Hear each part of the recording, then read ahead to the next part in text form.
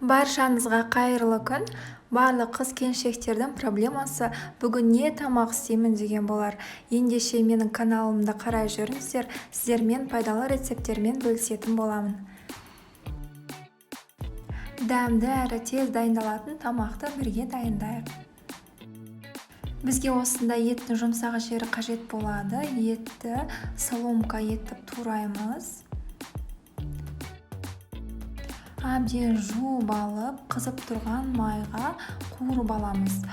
Етімізді суы тарылғанша 15-20 минуттай қуырамыз. Арасында араластырып тұруды ұмытпаңыздар. Одан кейін пиязымызды жартылай дөңгелекше етіп турап, және сарымсақты майдалап тураймыз да, етімізге қосып, бір 10 минуттай қызарғанша қуырып аламыз. Кішкене қара бұрыш қосып жібереміз.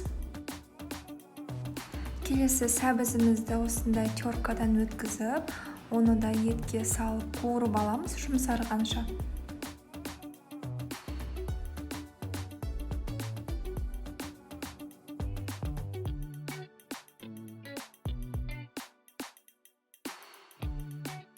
Одан кейін бір қасық томат пастасын қосып араластырып, кішкене су құйып жібереміз да, 1 сағаттай бұқтырамыз. Татымына қарай тұз, дәмдеуіш қоссаңыздар болады. Мен гарнирге картоп пюресін дайындадым. Картопымызды майдалап турап, су құйып, тұзын салып, 25 минуттай қайнатамыз. Қайнағаннан кейін ішіне шамалы ғана су қалдырамыз да, сары май қосып осылай миксерлеп, ішіне тағы да сүт қосып жіберсеңіздер болады. Сонымен біздің пюреміз дайын. Міндетті түрде дайындап көріңіздер, ас болсын.